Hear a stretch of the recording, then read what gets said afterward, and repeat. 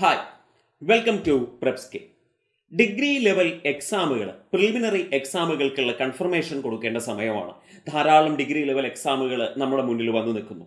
അപ്പോൾ ഒരൊറ്റ പ്രിലിമിനറി എക്സാമിലൂടെ ധാരാളം അവസരങ്ങളിലേക്ക് ചുവടുവെക്കാനുള്ള ഒരു സമയം കൂടിയാണ്.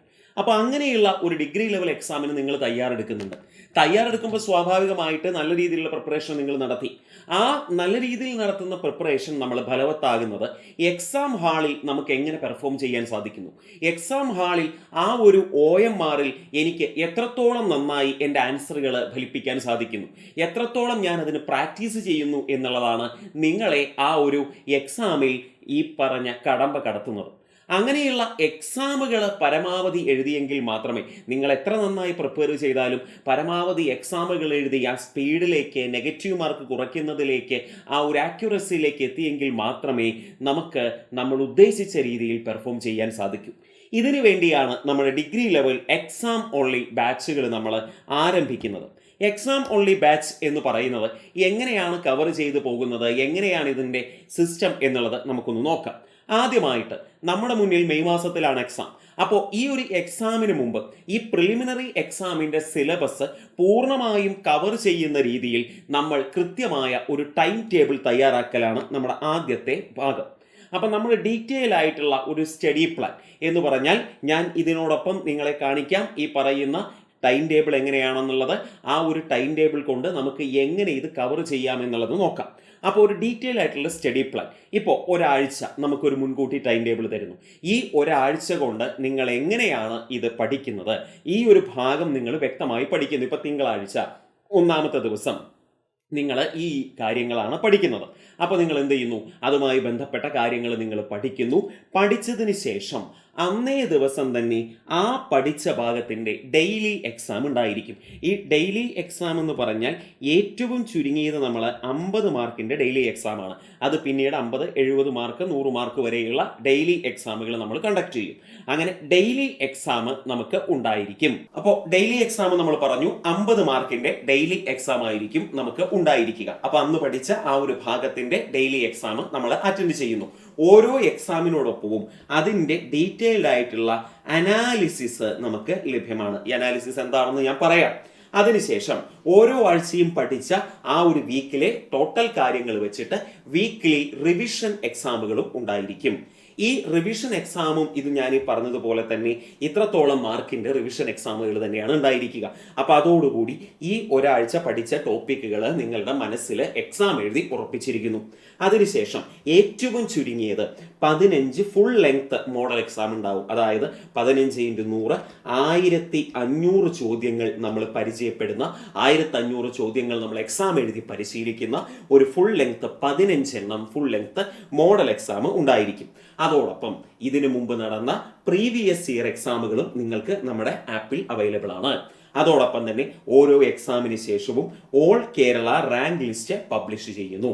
ആ റാങ്ക് ലിസ്റ്റ് പബ്ലിഷ് ചെയ്യുമ്പോൾ നിങ്ങൾക്ക് നിങ്ങളുടെ നിലവാരം, നിങ്ങളുടെ ഉയർച്ച, നിങ്ങൾ എത്രത്തോളം മുന്നോട്ട് പോയി എന്ന് സ്വയമേ വിലയിരുത്താൻ സാധിക്കുന്നു. ഓരോ എക്സാമിന് ശേഷവും ഡീറ്റെയിൽഡ് അനാലിസിസ് ഉണ്ടായിരിക്കും. നോക്കാം ഇനി എങ്ങനെയാണ് ഈ ഡീറ്റെയിൽഡ് അനാലിസിസ്, അല്ലെങ്കിൽ എന്താണ് ഇതിൽ പറയുന്നത്. നിങ്ങളൊരു മോഡൽ എക്സാം എഴുതി.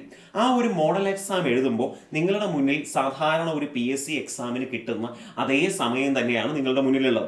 അപ്പോൾ നിങ്ങൾക്ക് കൃത്യമായ ഒരു സമയ ക്ലിപ്തത അല്ലെങ്കിൽ ഒരു ടൈം ഫ്രെയിമിനുള്ളിൽ ഈ എക്സാമുകൾ നിങ്ങൾക്ക് എത്രത്തോളം കവർ ചെയ്യാൻ, എത്രത്തോളം ചോദ്യങ്ങൾ കവർ ചെയ്യാൻ സാധിക്കുന്നു എന്നുള്ളത് വളരെ വലിയ ഒരു കാര്യമാണ്. കാരണം ഏറ്റവും കൂടുതൽ ആളുകൾ, ഏറ്റവും കൂടുതൽ ബുദ്ധിമുട്ട് നമുക്ക് എക്സാം ഹാളിൽ സമയം തികഞ്ഞില്ല എന്നുള്ള പരാതിയാണ് എപ്പോഴും നമ്മൾ വരാറ്. അപ്പോൾ ആ ഒരു പ്രശ്നം വരാതിരിക്കാൻ പരമാവധി എക്സാമുകൾ എഴുതി നമ്മൾ പരിശീലിക്കുകയാണ്. അപ്പോൾ ഒരു മോഡൽ എക്സാം നിങ്ങൾ എഴുതി. ആ മോഡൽ എക്സാമിൽ നിങ്ങൾക്ക് കിട്ടിയ മാർക്ക് ഇതാണ്, 55.42. അതായത് നിങ്ങൾക്ക് അപ്പോൾ ഇത്ര മാർക്ക് കിട്ടി. അപ്പോൾ നിങ്ങൾ നോക്കൂ, നിങ്ങളുടെ അക്യുറസി എത്രയാണ്, നിങ്ങൾക്ക് എത്ര ശതമാനം മാർക്ക് കിട്ടി. ഇനി ആ മാർക്കിനെ നമ്മൾ അനലൈസ് ചെയ്യണം. നിങ്ങൾ 64 ചോദ്യങ്ങൾ നിങ്ങൾക്ക് ശരിയായി, 26 ചോദ്യങ്ങൾ നിങ്ങൾ തെറ്റുത്തരം എഴുതിയിട്ടുണ്ട്. അപ്പോൾ നിങ്ങൾക്ക് അതിനനുസരിച്ച് ഇത്ര നെഗറ്റീവ് മാർക്ക് വന്നിട്ടുണ്ട്. അപ്പോൾ നിങ്ങൾ നോക്കൂ, നിങ്ങളുടെ ഒരു എക്സാം അനാലിസിസിന്റെ ആദ്യ പടി ഇവിടെയാണ് വരുന്നത്. ഇങ്ങനെ വരുമ്പോൾ നിങ്ങൾക്കറിയാം ആദ്യത്തെ എക്സാം എഴുതുമ്പോൾ നിങ്ങൾക്കിപ്പോൾ നെഗറ്റീവ് 26 വന്നു. അടുത്ത എക്സാമിൽ നിങ്ങൾക്കിത് മനസ്സിലാവും. കാരണം കഴിഞ്ഞ എക്സാമിൽ എനിക്ക് ഇത്രത്തോളം നെഗറ്റീവ് വന്നു, ഇനി അടുത്തതിൽ ഇങ്ങനെ വരാൻ പാടില്ല, വന്നു കഴിഞ്ഞാൽ ഞാൻ പിന്നോട്ടേക്ക് പോകും. അപ്പം നിങ്ങൾ സ്വാഭാവികമായിട്ട് നെഗറ്റീവ് കുറയ്ക്കാൻ, അല്ലെങ്കിൽ അറിയാത്തത് വന്നാൽ കറക്കി കുത്തുന്ന ഒരു സ്വഭാവം മാറ്റാൻ നിങ്ങൾ സ്വാഭാവികമായിട്ടും ശ്രമിക്കും. ഇങ്ങനെ നിങ്ങൾക്ക് നിങ്ങളുടെ മാർക്ക് അനലൈസ് ചെയ്യാം. അതുപോലെ തന്നെ നിങ്ങൾക്ക് ടൈം അനലൈസ് ചെയ്യാം. എന്ന് പറഞ്ഞാൽ എത്ര സമയം എടുത്തു നിങ്ങൾ ആ കറക്റ്റ് ആൻസർ ചെയ്യാൻ, നിങ്ങൾക്ക് ബാക്കിയുള്ള ചോദ്യങ്ങൾക്ക് എത്ര സമയം എടുത്തു എന്ന്, സ്കിപ്പ് ചെയ്തത് എത്ര എണ്ണമാണ് എന്ന് നിങ്ങൾക്ക് സ്വയം തിരിച്ചറിയാൻ ടൈം അനാലിസിസ് ഉണ്ട്. അതുപോലെ സ്കോർ അനാലിസിസും ഇവിടെ വരുന്നു. എന്ന് പറഞ്ഞാൽ എത്രത്തോളം ശരിയായി, എത്രത്തോളം തെറ്റുണ്ട്, അതായത് എത്ര ശതമാനം നിങ്ങൾ ശരിയാക്കി അല്ലെങ്കിൽ എത്ര തെറ്റായി എന്നുള്ളത്. അതുപോലെ ഇവിടെ നിങ്ങൾക്കൊരു കമ്പാരിസൺ സെഷൻ കൂടി കിട്ടുന്നുണ്ട്. എന്ന് പറഞ്ഞാൽ നിങ്ങൾ ഈ ഒരു എക്സാം എഴുതി, ഈ ഒരു എക്സാമിൽ ഇപ്പൊ നിങ്ങൾക്ക് നമ്മൾ നേരത്തെ കണ്ടു 55 മാർക്കാണ്. ഇതേ എക്സാം ഒരു ടോപ്പ് ആയിട്ടുള്ള ഒരാൾ എഴുതുമ്പോൾ എത്ര മാർക്ക് ലഭിക്കുന്നു? അപ്പോൾ നിങ്ങളുടെ സ്ഥാനം എവിടെയാണോ, നിങ്ങളൊരു ആവറേജ് ആണോ, എബോവ് ആവറേജ് ആണോ എന്ന് നിങ്ങൾക്ക് എന്ത് ചെയ്യാൻ പറ്റുന്നുണ്ട്? സ്വയം വിലയിരുത്താൻ സാധിക്കുന്നുണ്ട്. ഇങ്ങനെയുള്ള കമ്പാരിസണോട് കൂടിയിട്ടുള്ള ഇങ്ങനെയുള്ള സ്കോർ അനാലിസിസ്, ടൈം അനാലിസിസ് എല്ലാം ഉൾപ്പെടുന്ന അനാലിസിസ് സിസ്റ്റവും ഇതിനോടൊപ്പം ഉണ്ട്. ഞാൻ നേരത്തെ നിങ്ങളോട് പറഞ്ഞു ഇതിന്റെ ഓരോ എക്സാമിന് ശേഷവും റാങ്ക് ലിസ്റ്റ് ഉണ്ട്. ഇപ്പോൾ ആദ്യത്തെ മോഡൽ എക്സാം കഴിഞ്ഞു, നിങ്ങളുടെ റാങ്ക് ലിസ്റ്റിന്റെ സ്ഥാനം 271 ആണ്.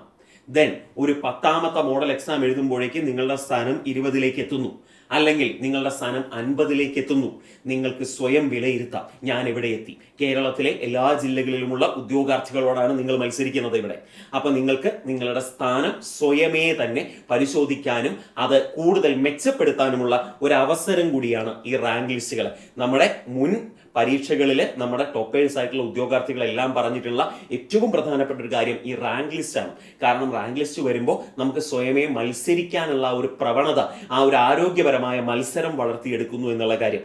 അപ്പോൾ റാങ്ക് ലിസ്റ്റ് വളരെ ഫലപ്രദമായിട്ട് തന്നെ നമ്മൾ ഉപയോഗിക്കുക. ഇനി നമ്മൾ ആദ്യത്തെ ഒരാഴ്ചത്തെ ടൈം ടേബിൾ ആണ് ഞാൻ നിങ്ങളെ പരിചയപ്പെടുത്തുന്നത്. Day 1 Kerala history, arrival of europeans to Marthanda Varma and numbers and basic operations. ഇതാണ് 1ാമത്തെ ദിവസം. അപ്പൊ നിങ്ങൾ ഇത് പഠിച്ചു. ഇത് പഠിച്ചിട്ട് അന്നേ ദിവസം തന്നെ നിങ്ങൾ ഇതിന്റെ എന്ത് ചെയ്യാണ്? ഇതിന്റെ ടോപ്പിക് എക്സാം എഴുതുകയാണ്. അപ്പൊ ഇത്രയും ഭാഗം ഇവിടെ നിന്ന് ടോപ്പിക് എക്സാം എന്ന് പറയുമ്പോഴും മോഡൽ എക്സാം എന്ന് പറയുമ്പോഴും ഞാൻ ഓർമ്മിപ്പിക്കുകയാണ്, മാറിയ രീതിയിലുള്ള ചോദ്യങ്ങളാണ്, സ്റ്റേറ്റ്മെന്റ് ടൈപ്പിലുള്ള ചോദ്യങ്ങളൊക്കെയാണ് നിങ്ങൾ പ്രതീക്ഷിക്കേണ്ടത്. Then day 2 Indian history, medieval India and administrative reforms, fractions and decimals day 2 നിങ്ങൾ പഠിക്കുന്നു. Day 3 geography, earth structure and atmosphere, ഇംഗ്ലീഷിൽ type of sentence. Day 4 Kerala social and religious reform movements, percentage, Malayalam regional ലാംഗ്വേജിലെ word purity വരുന്ന ഭാഗം. Then day 5 കോൺസ്റ്റിറ്റ്യൂഷനിലെ പ്രിയാമ്പിളും constituent അസംബ്ലിയും. Then മാത്സിൽ നിന്ന് പ്രോഫിറ്റ് ആൻഡ് ലോസ്.